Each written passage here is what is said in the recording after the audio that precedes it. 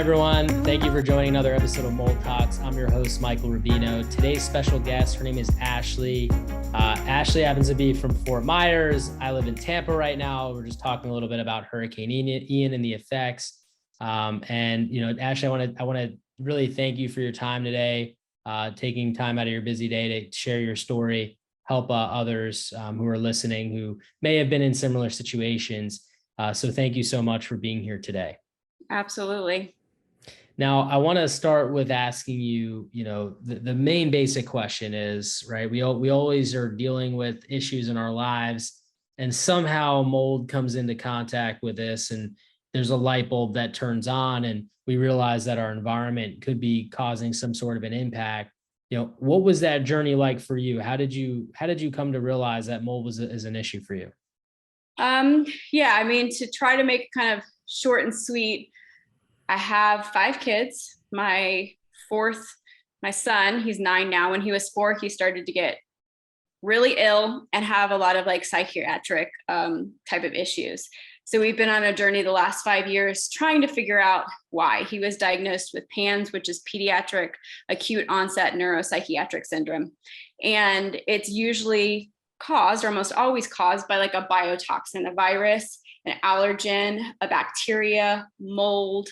I was in total denial for the past 4 years about mold. I just was no, well, that's not it. We have pages of lab testing showing his inflammation levels and histamine levels and just all this bad stuff. But I just ruled mold out because our house was really beautiful. It looked great. We had no smell of mold, no black creepy stuff coming down the walls or even in the shower. I did in 2020 decide, this isn't getting better. Maybe I should dig a little deeper.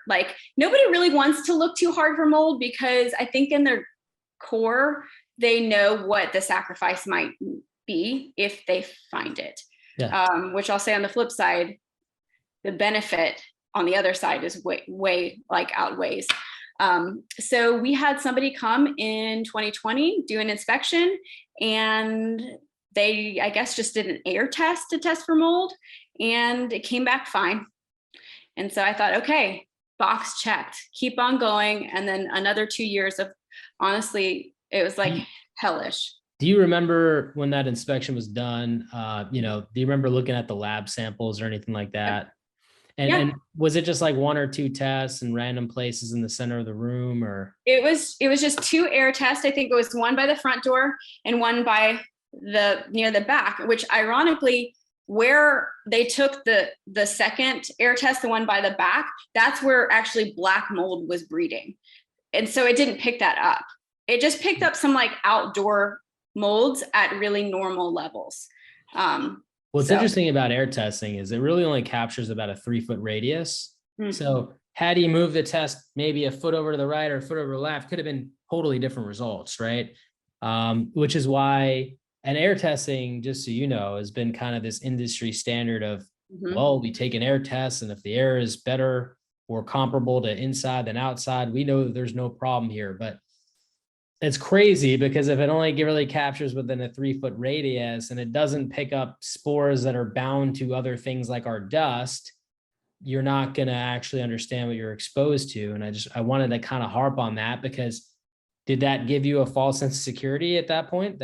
I feel like that false sense of security cost us 2 years of happiness, of health. I mean, PANS, for those who don't know, PANS or PANDAS is the most hellish disease you could ever imagine for your child to have.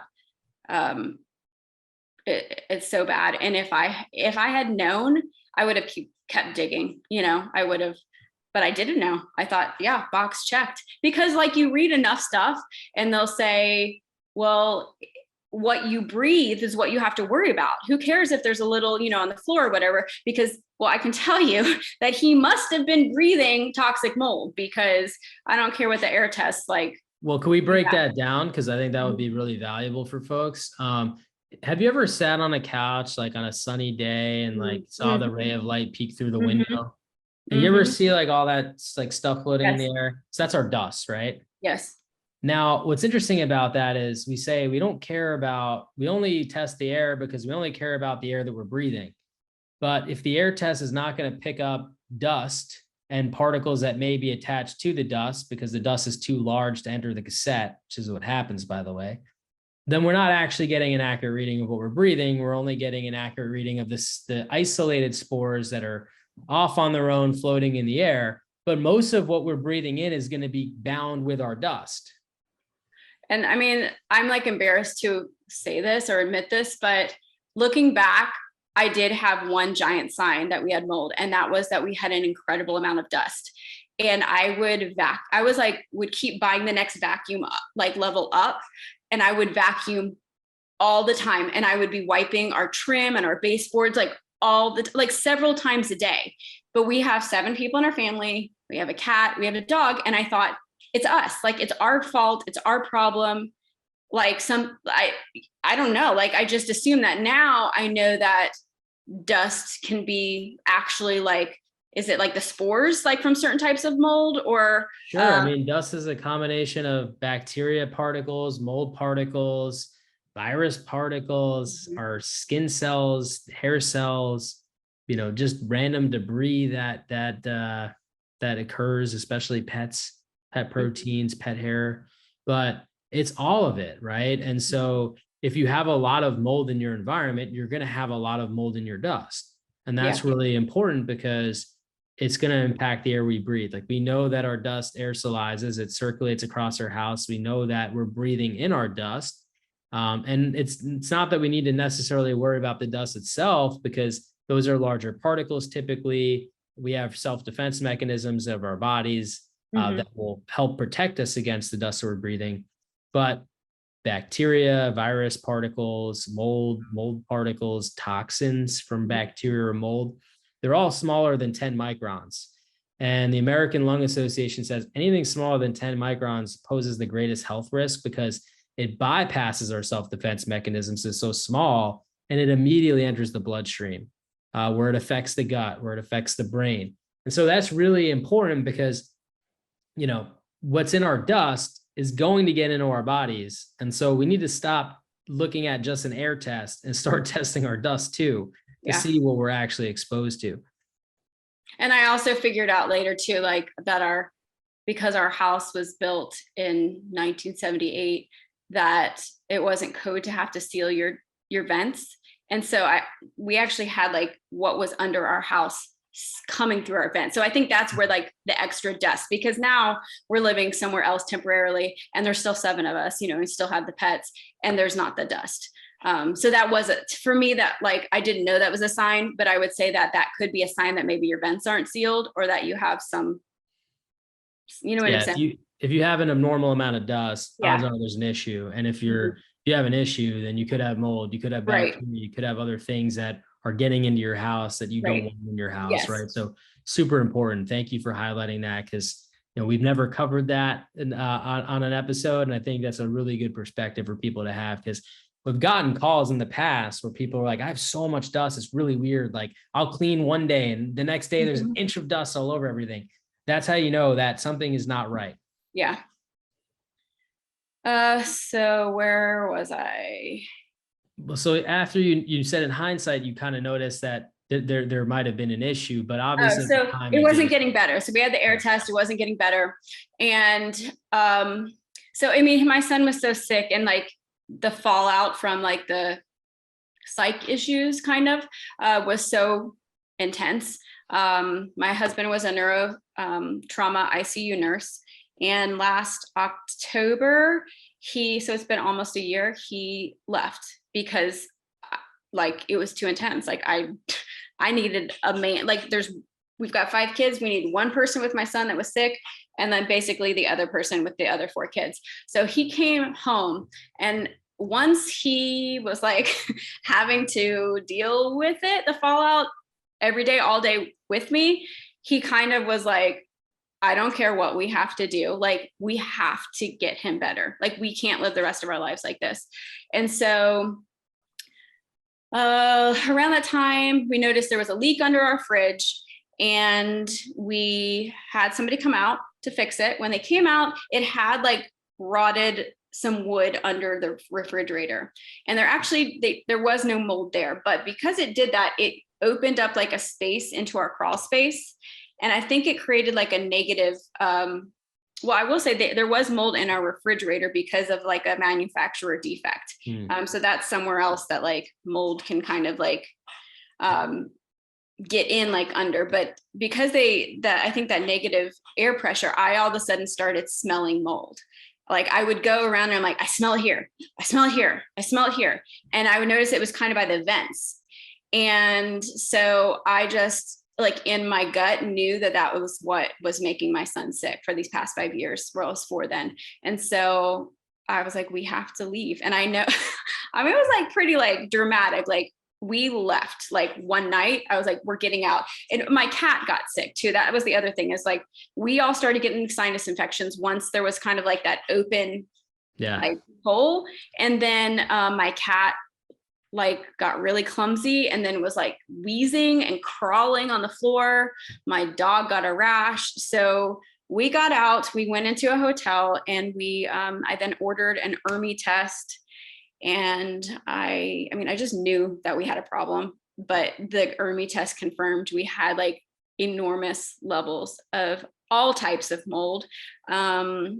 And especially, well, I wouldn't say especially the enormous levels were, but like the toxic mold, like the black mold. Ironically, the place my husband recovered for COVID in was our sunroom, and that's where all the black mold was.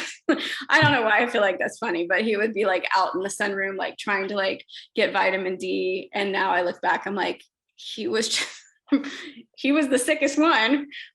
He was just breathing in black mold. Yeah. Well, let me ask you this, because maybe I know there's going to be listeners that have experience with PANS and PANDAS, but there also is going to be some that may never have, may never even heard of it. And, you know, I have had a lot of clients that have had children with PANS and PANDAS. And so I have a pretty good understanding of, you know, how severe it really is.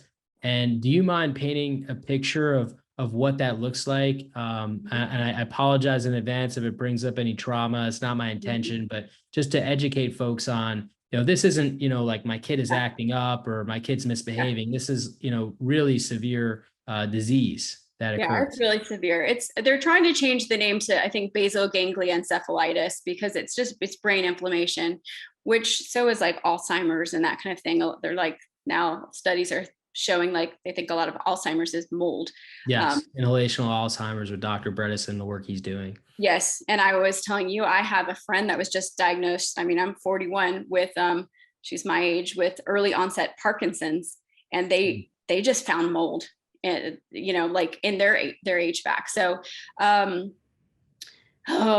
would say there is like a 2020 episode, I think it is, or Nightline on YouTube, that maybe would paint a more accurate picture, because I don't know if it's like I have to be careful about how much I say, but so PANS, I mean, it's characterized by OCD, which definitely looks a lot different than I thought. Like I thought it was like people touching light switches and stuff like that. Like that could be just like my son spits a lot when he's flaring, or yells the same thing. Like my son would yell, I need food, I need food, I need food, I need food. And we'd be like, how about this? How about this? How about this?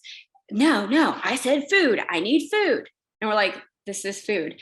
But I have a friend, actually our remediator that we ended up with, her daughter had PANS because of mold, and her daughter would say, I need pickles, I need pickles. Like, and I heard somebody else whose kid was like, I need ice cream. I don't know why, but like, so sometimes it can be a verbal tick, but the worst part is for us was the rage, like the violence, aggression. So like throwing our laptop out the window. Like I haven't been on a date with my husband in 2 years, because the last time it was his birthday and my son threw a window out the window, kicking us, scratching us, saying really horrible things that he wouldn't mean. I mean, like think of like an Alzheimer's like patient and what they kind of might do or say. So like really just kind of like out of their mind. My son would go nonverbal for a long time, like an hour. It was just very, very, very, very dark. Couldn't go to like school, a lot of anxiety, ton of anxiety, like issues driving the car when he was 4. He doesn't do this anymore. When he was 4, he would like try to open the door while we're driving and jump out, like just kind of out of his mind. And this kid is so intelligent, so loving, so kind. And that's the hard part with PANS or PANDAS, is that it comes on and off. It's not like this consistent thing. When there's brain inflammation, you see this like, it's like you're living in a hell. And when there's not, and they're doing well, we call it like flaring or not flaring. They're like the beautiful child, you know. And so it's called acute onset. And it's because like you can usually like remember a day. Like I remember the day it switched. I like lost my son. So yeah, that's PANS or PANDAS. I will say that, you know, I have 5 kids, and the other kids, we saw different things. Like my daughters were having panic attacks all the time, anxiety. My one daughter last year, I hope she's okay with me saying this, she was failing all her classes. Now we've been out of the mold since like since February. She's the top of all of her classes, straight A's, thriving. I was very depressed. I've never been like a depressive person. I mean, there were times where like I had suicidal thoughts. Like that's really hard for me to say because that's not part of who I am, and that wasn't. So that's hard for me to say, but I want to say it because there might be somebody listening. Yeah. And like if you're thinking like every day you're waking up and you're like, I hate my life, I can't do this anymore. Or you're like lay down and your body feels like it's paralyzed. Like that would happen to me sometimes. Like I couldn't move my muscles. I used to be really in shape and I like couldn't work out for more than 10 minutes. Like I look back and I'm like, oh my gosh, that was the mold. That's not how I feel today. That's not how I felt, you know, like 6 years ago.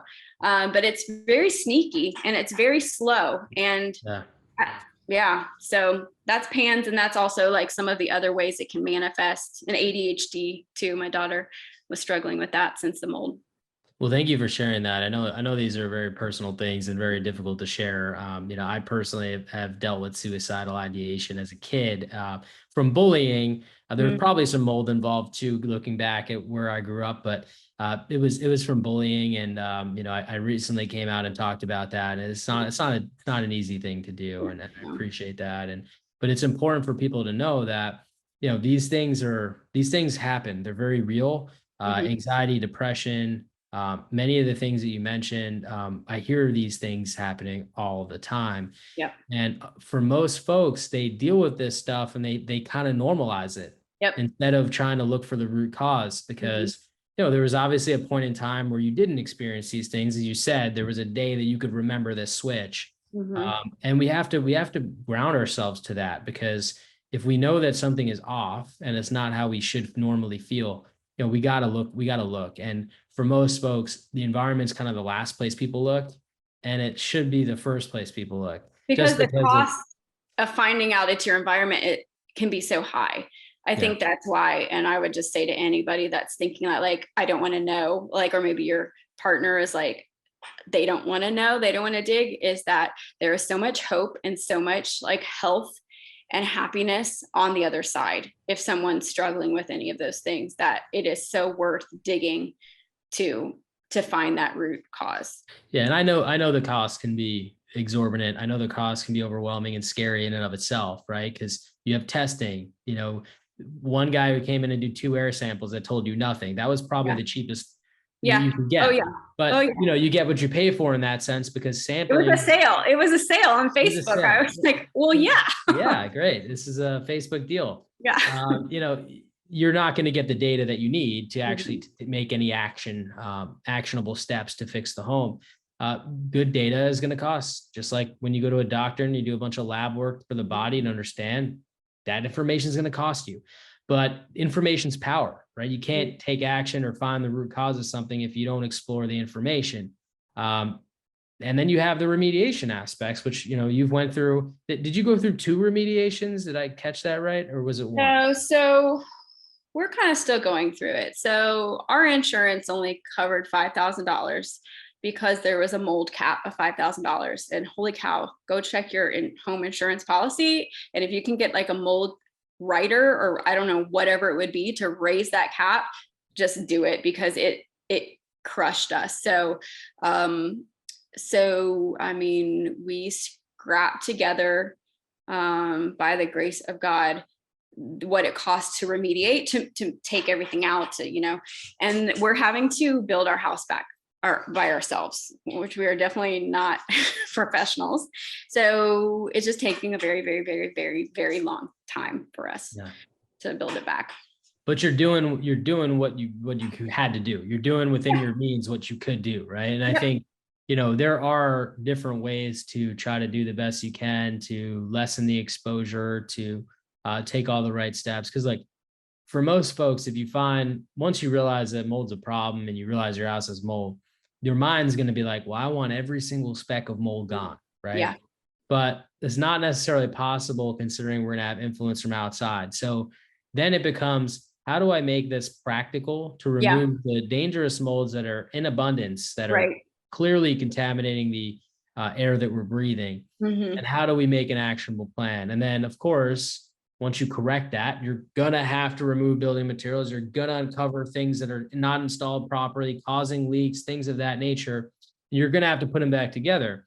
And if you had a money tree in your backyard, you'd be sitting on the beach somewhere while somebody else was taking care of this for you. But we don't have money trees in our backyard. Every single person, I don't understand that everyone's in different financial situations, but whatever your financial situation is, don't let this conquer you. Just figure out how to conquer it. And you do that with help, and you get the help you need, and you work with the professionals you need to kind of understand how to tackle this in a meaningful way, which it sounds like you did. And it sounds like you're going through that.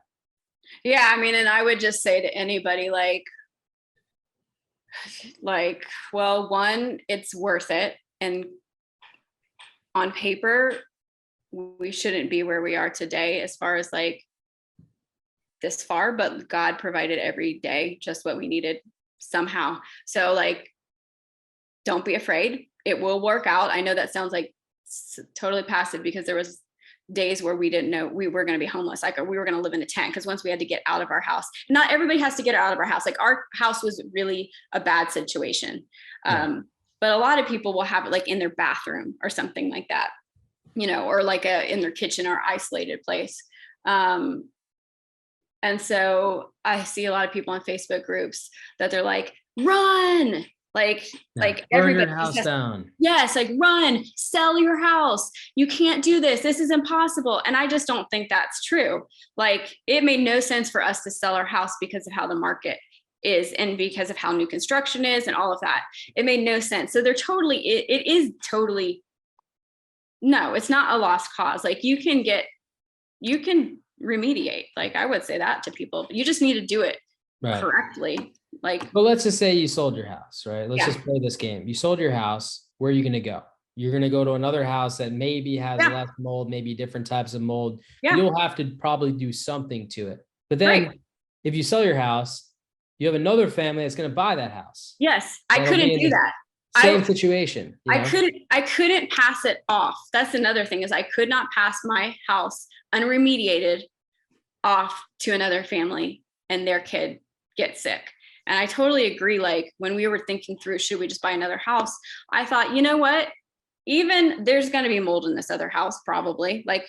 Just houses just get like that. So we're probably going to have to do something. But if it's not mold, it could be your septic is installed wrong. I've had friends where it comes up through their kitchen or something like that. There's always something wrong with a home.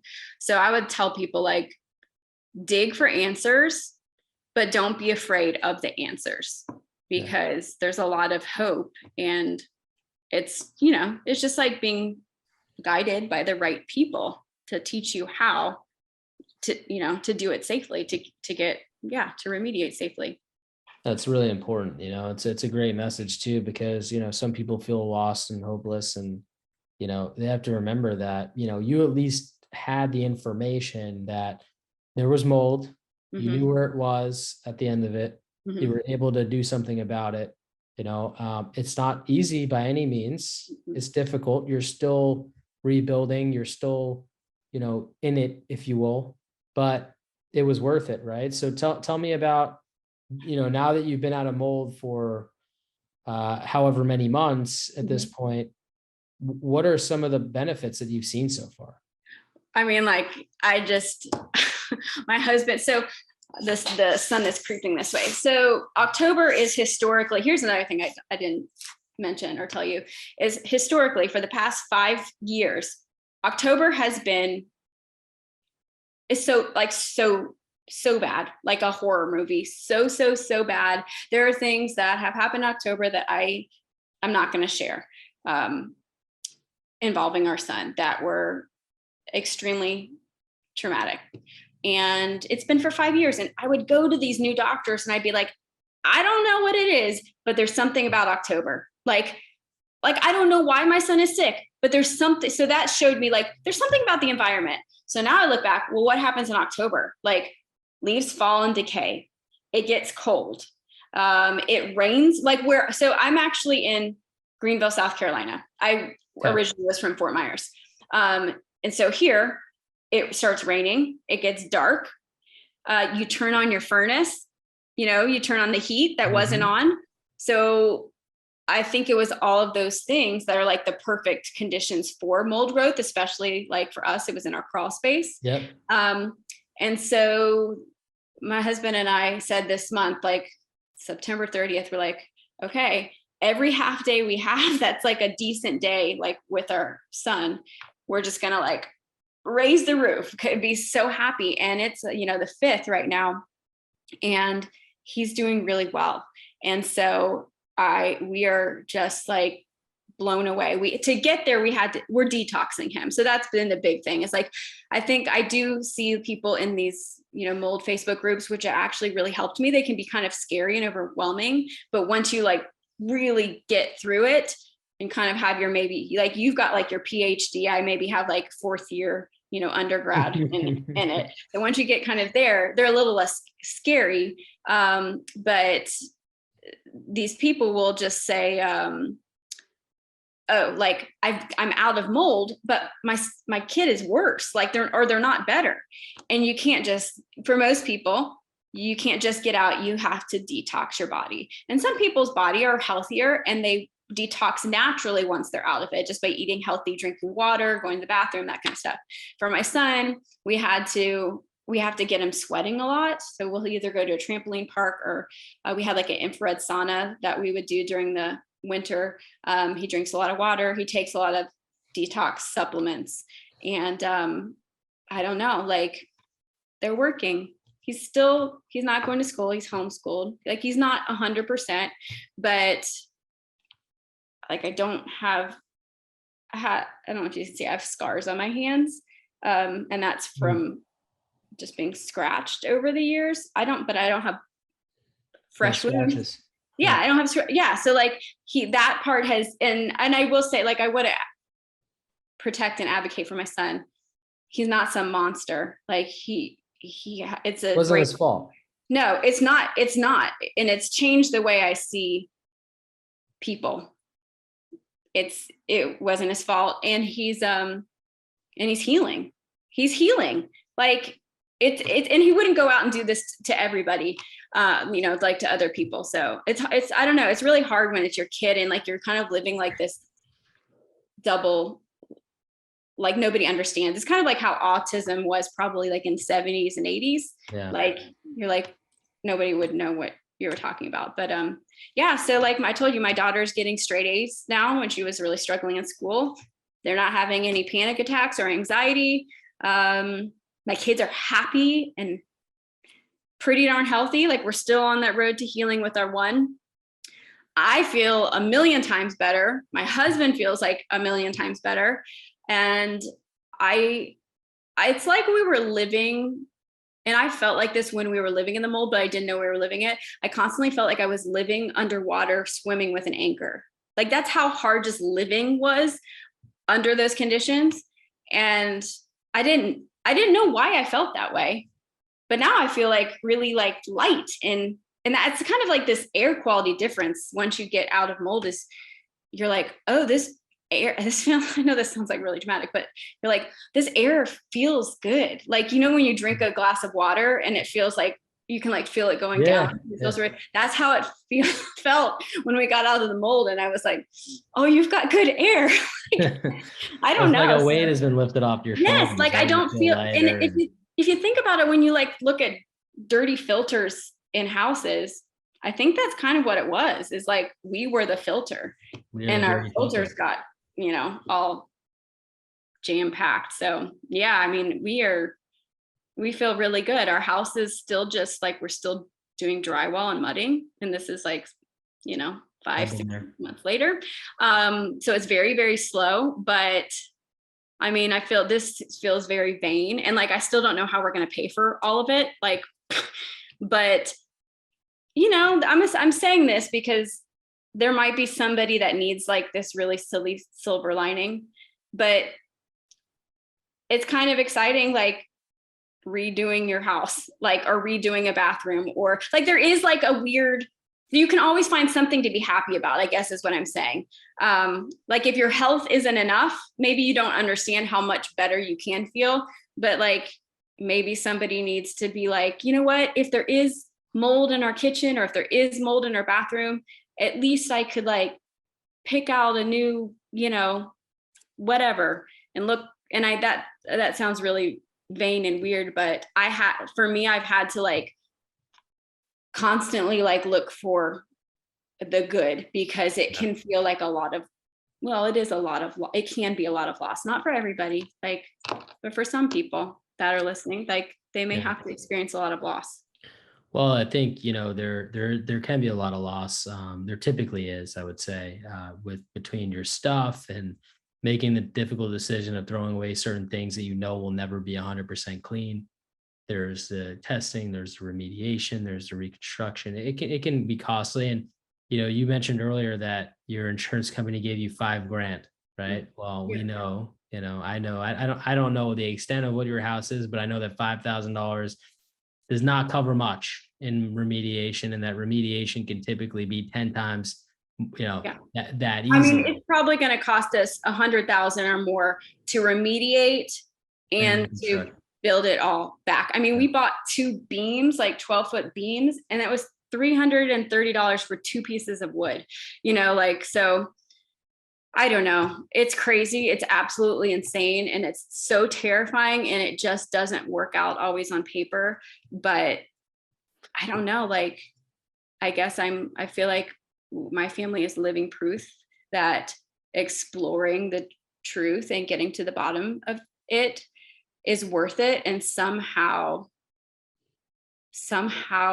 I don't know, God has just provided every day. I don't have like a bunch for tomorrow or the week. I don't know how I'm gonna, like, we lost all our savings, we lost all of our investments, I don't know how I'm gonna help my daughter like with college. She's a junior. I don't, you know, I have these fears. I have a whole head of fears. I don't have a winter coat because I had to toss that. I tossed my wedding dress, you know, like there's a lot of stuff I do not have anymore. I had to throw all my sofas in the, you know, dumpster. Like we just threw everything. We had nothing. We had 5 pairs of clothes.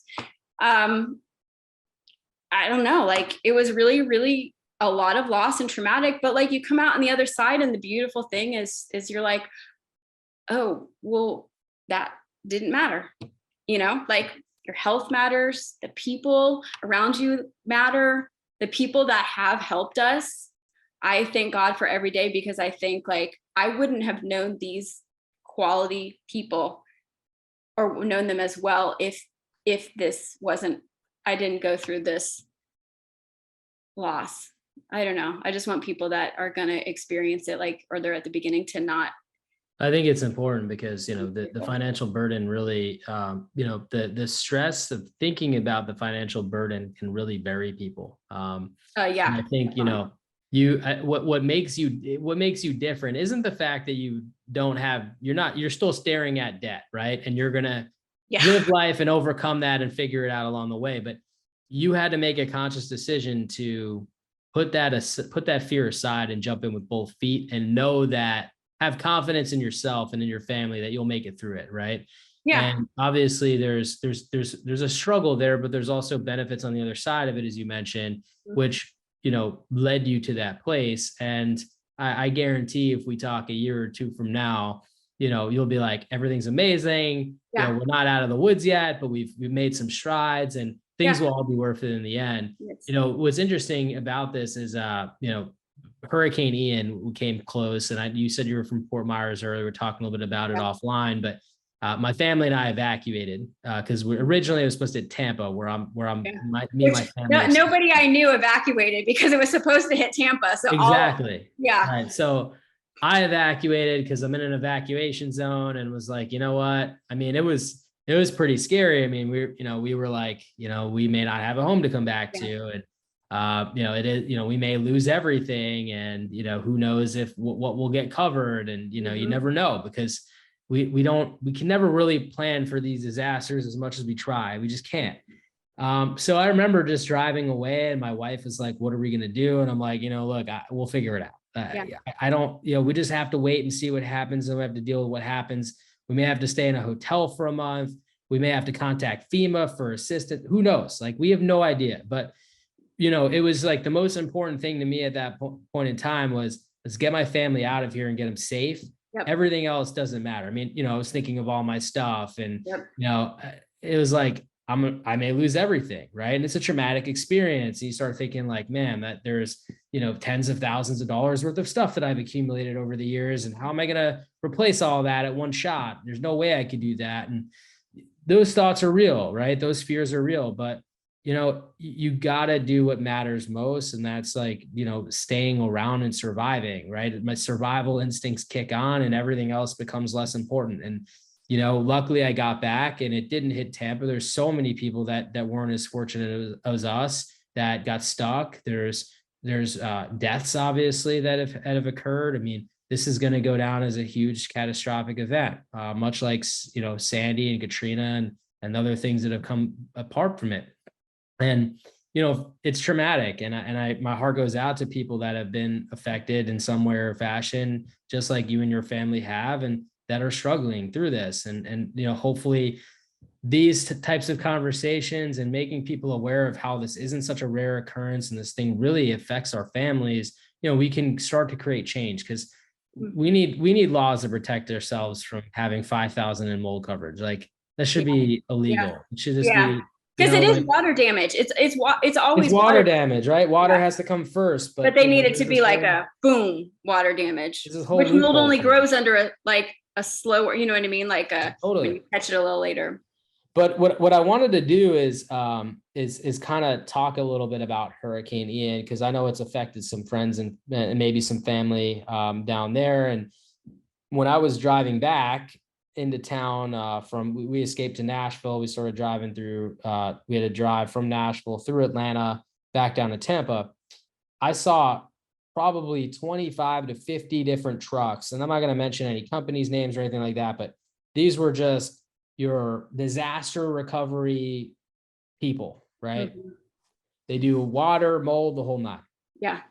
There's also a New York Times article that came out, I think it was maybe this morning, if not yesterday, somewhere, sometimes these days can bleed together, that discussed the effects that global warming is having, Hurricane Ian and water damage. Okay. But to bring this full circle, and this is like PTSD for me, because I experienced this whole thing in Hurricane Sandy, which is actually why I became who I am today. Okay.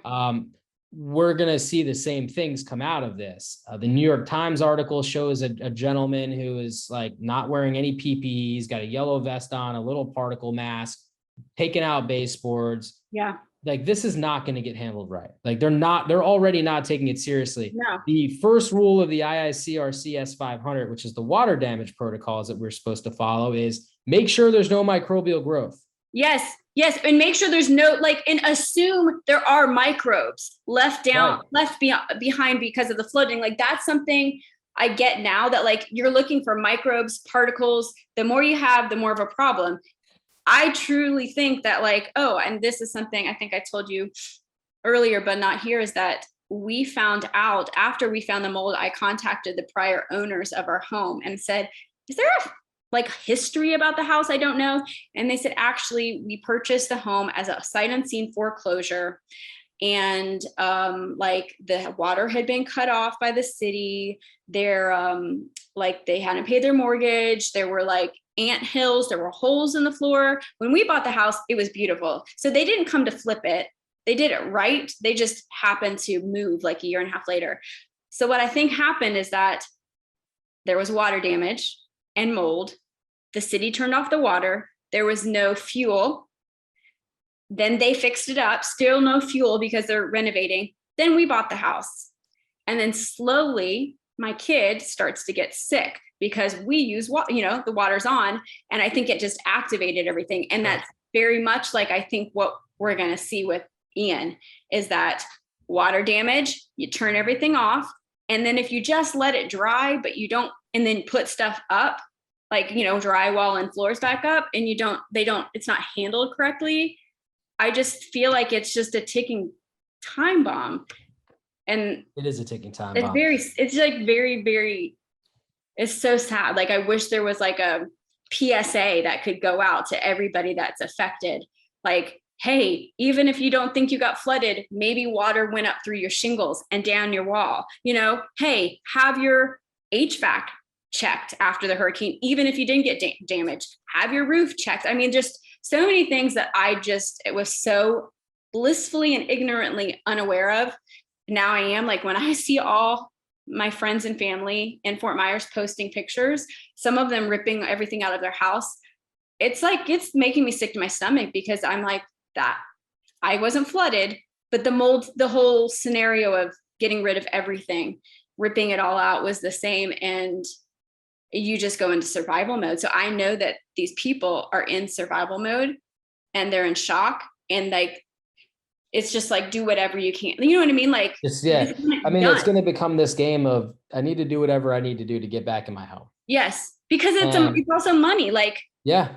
And do you want to live in a FEMA tent? I don't know where they're going to live, but like, if that's the option, FEMA tent or your house that looks pretty. Yeah, no, I mean, you're 100% right. The problem is that when we are put in that position, we make rash decisions. Yes. And we already are not as well informed as a society as we should be. So we already are going to make, not the best decisions to begin with. You then get this rush factor. Being in this traumatic experience is going to compound. For 7 years after Sandy, I was still remediating homes that were supposedly remediated, where people were just getting really sick over the years. Yeah. Why is that? It's because when these houses flood, these guys come in, they just rip stuff out. They don't actually test for microbes because they think that they don't need to because it's water damage. Or they got it out quickly, or like the water's receded, or, Yeah, but the thing is, they don't get it out quickly, right? No. So, we're already Wednesday. It's a week after the hurricane has started its devastation, flooding, etc. There's going to be homes today that still they will not get to, right? And when that happens, and they're going to say, oh, we don't have to worry. We don't have time for testing. We don't have to worry about that. We're just going to rip stuff out. We're going to follow S500 instead of S520 protocols. What's that going to do? You're going to redistribute mold, bacteria, all these things, toxins all across the home. They're just going to do 2-foot flood cuts. Yep. But more of that was going to be impacted. Every exterior wall is going to have insulation. That insulation is going to soak up way more than the 2-foot flood cut. Yep. So they're going to build these places back, and they're going to have catastrophic levels of mold and bacteria. We are going to see crazy phenomenons of people getting sick in Florida. I agree. And what tops it off even worse is the fact that, I don't know if you've been following much about Florida, there's like no home insurance companies left. I mean, every single company is pulled out. There's like one state funded company at this point. There's like, so the Florida is a nightmare with insurance to begin with. They're going to be trying to conserve every nickel and penny that they can. Oh, and we saw that too. Worse. It was like, it just is like, really? You think that that's supposed to cover? And just, I mean, like, they only gave us that, small amount, but I don't know. Insurance is like a whole other. the whole other hot button issue, Yeah. obviously, but just to kind of bring this perspective, for those listening that maybe you're not from Florida, maybe have just seen some photos on the internet about Hurricane Ian. It has flooded some cities from Fort Myers all the way up to Orlando. It is impacted. We don't have a full total number of homes, but it's got to be in the hundreds of thousands of homes. I think they reported 50 something thousand as of last week. It's bad. I mean, we're going to have billions of dollars in devastation. Things are not being repaired right. They're not taking it serious. They're just sending trucks from out of state. People are going to rip stuff out willy-nilly. They're not going to test. They're not going to, do things properly. I'm putting together, by the time this episode comes out, this will be in the past, but putting together an article of how to prepare yourself, how to make sure you're not getting taken advantage of by a contractor, by your insurance company, et cetera, how to apply for assistance through FEMA to make sure you got gap coverages for any of the coverages that your insurance company won't cover, but you have to more than ever advocate yourself to educate yourself because, if you don't, this is what's going to happen. And it's like I said, I have PTSD all over again because of what I dealt with after Sandy. Yeah. Yeah. I mean, Sanibel, part of my family's in Naples, part of them is in Fort Myers, and Sanibel Island's like right there. And like the whole bridge fell down. So all the people that live on Sanibel can't get to their homes to even check it. So it's just like they had to escort them out by helicopter. Yeah. Right. And the people that can't go back, they can't even rip. Like there's like, I mean, it makes me think like, oh, vacation condos, like, are they going to do it? I don't know. I mean, the hard thing is like because if you're not part of a hurricane, you can't I did try to apply to all of those FEMA type things. And if you're not a declared disaster, they don't. Nobody really takes it seriously. I mean, like our community didn't really, it's a lot of the same process but it's not, it's like, I think sometimes people think that if it's not like a disaster like that people, it's like their fault, like they chose it or something like that, or they were ignorant. We actually had a neighbor. She was older. The guy that we bought the house from, I guess he was some type of contractor. And that she said, I bet if he still lived there, he would have figured it out earlier or caught it. And I was like, ouch, because it wasn't obvious. And there's not a lot of, we haven't seen there's not always a lot of compassion, and there's definitely not a lot of resources when it comes to mold problems like that are unrelated to a natural disaster. No, well, most of them are hidden, right? Like you said, your place is beautiful. You would have never suspected it. It was hidden behind walls, hidden in a crawl space. Mm-hmm. I mean, how would you have known that, right? If you don't smell anything, if you don't see anything, there's nothing odd going on. And if you have an inspector come out and tell you it's okay, two inspectors come out. I had another one come out last year, and he took swab tests. He was very expensive. And he yes, this matches up with your ERMI. You have toxic mold, but he found no water. Then we had a third inspector come out 2 hours after him, and they found four places where we had active leaks. They're not like gushing leaks. They're small. They're small drip, drip leaks that there was no wet walls or because if it's behind tile, I mean, how are you can't see it, right? Yeah. You won't find it. I mean, it's under your house. If your floor is mold from the bottom up, that's the other thing. I'm thinking with Florida, even though they've got slab and not as much crawl space, people just gonna throw flooring back over cement that hasn't dried enough, or has it been wiped down with antimicrobial? I know enough to be terrified at this point. Yeah. I mean, I live in Florida, and Florida, the problem with Florida is they don't put vapor barriers down, or down well, I should say. Mm-hmm. They throw some plastic down, but there's holes, gaps, breaks in it. Then they pour slab. So if the vapor barrier isn't done well, that vapor obviously can break through the barrier and seep into the slab. And then they're just throwing vinyl on top of that. Yeah. Which, if you don't know about trap moisture, you get moisture in the slab, between the slab and the vinyl.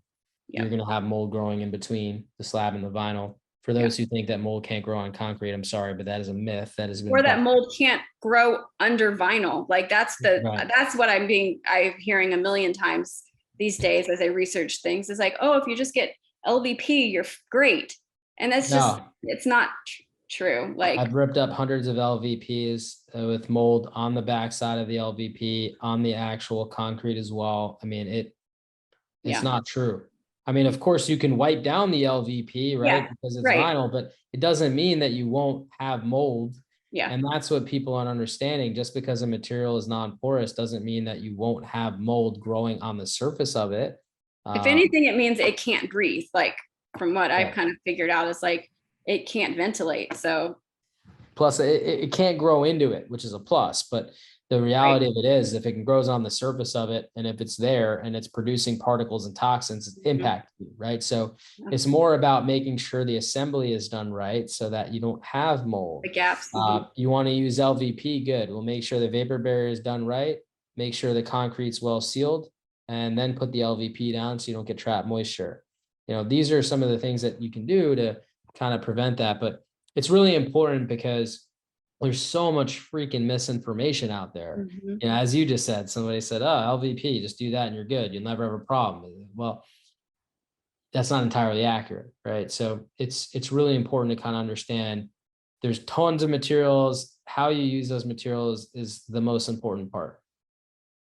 And I will say, like, I feel like I've like probably inspired fear in many hearts, you know, during this like episode, but I will say, and I don't know if you would say this too, I'm not afraid of it anymore, because like knowledge is power. And like, I mean, I'm afraid of it for other people that don't know what to do. I'm not afraid of it for me anymore, because like, I'm like, well, if something happens, I'll cut some drywall out, you know what I mean? Or I'll hire them. And I've been through this. And I will say, like, the good part about us, me and my husband, like rebuilding things ourselves, is I'm telling you what, I am HEPA vacuuming down like all those beams a million times. I am wiping them down, like every speck. I'm like, I'm going to get every single particle with a Swiffer wipe like a million times. And so no company would do that, you know, for me. So there are, you know, there's always like a silver lining. A lot of pros to that, you know, to doing it yourself and checking it to make sure it's done. I would not say remediating yourself. No, we did not remediate ourselves. We had it remediated by professionals. We are just like rebuilding, you know, floors and stuff. Well, Ashley, this has been a really amazing conversation. You know, I really appreciate you kind of sharing your story and, you know, going through some of the trauma with us today. And we had some great sidebar conversations to kind of shed some light on some other issues that are not normally covered in this. So hopefully a lot of people listening have found a lot of value out of this episode. Is there, you know, one last piece of advice that you would like to offer? You know, if you just keep it, what's the one thing that, you know, you want somebody to know to be able to get out of a similar situation? I think don't be afraid. Don't be afraid. Don't be afraid of the truth. Hunt the truth down. Do a ton of research when it comes to hiring professionals. I interviewed a lot of people. I asked them for references, and I called or texted all of those references. I just did a lot of hunting. So don't be afraid to be really thorough, to find out what you're really dealing with, and hire the best you can, and act like it's your full-time job to like with the people that you're hiring. Don't just hire the person that your friend down the street that just like didn't really care. You know what I mean? Hired. Yeah. It's not the same. Just because they hired them and they were nice to you, it doesn't really mean they know anything. And I would definitely also say, when you're hiring people, hire people that are really, really, really informed on the health aspects.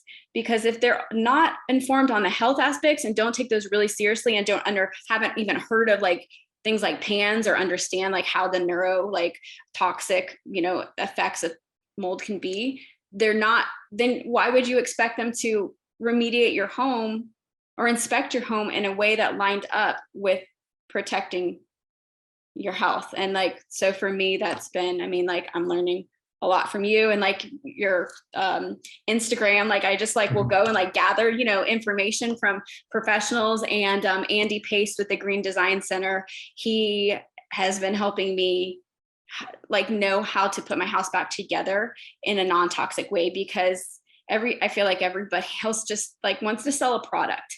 So if you kind of find like third party, like, you know what I mean? Like don't really take the, I wouldn't like go by your neighbor, and I wouldn't go by the somebody selling you something, like selling you LVP. Like I wouldn't tell their opinion on what the best flooring is, or would, you know, any other flooring for that matter. So yeah, just don't be afraid and do lots of homework. Yeah, get some perspectives and then make a decision. Because yes, if you go to an LVP person who only sells LVP, guess what they're going to tell you is the best LVP, right? So it's important to have some perspective that gives you a proper decision to make. Well, Ashley, it's been a pleasure. Thank you so much for taking the time out of your day here to meet with me and share your story. If anybody wanted to reach out to you, are you open to that? Did you want to share your Instagram or anything of that nature for somebody to come to you with a question? I honestly, it's like I did Instagram a lot for a while, and then it's like really hard couple of years with my son. So I just want to make sure. Okay, it's Ash Brockinton, and there's no G in Brockington. Ash Brockinton, and if I'm not able to help people, then it will like, that makes it painful. You know what I mean? Like you don't want to go through things that are really hard and then feel like, what was it for? So I really, my heart is to help anybody. And I don't know it all, but I can at least try to encourage you or support you. Awesome. Well, thank you so much, Ashley. I really appreciate it. It was a pleasure getting to know you today, and through this conversation, shedding some light on some really important topics, and hopefully that benefits folks who are listening. And main thing we want people to see is that this is not a rare occurrence like we're led to believe. This happens far too many times. We've done dozens of these podcasts with dozens of families struggling, all different types of symptoms and illnesses and health effects. So it just kind of proves the point that illness shows up differently in different people at different times. And I think it's really important that, we pay attention to our environment and make sure that we're not the adverse effect of it. So thank you so much, Ashley, for helping me support me in this mission. Thank you so much.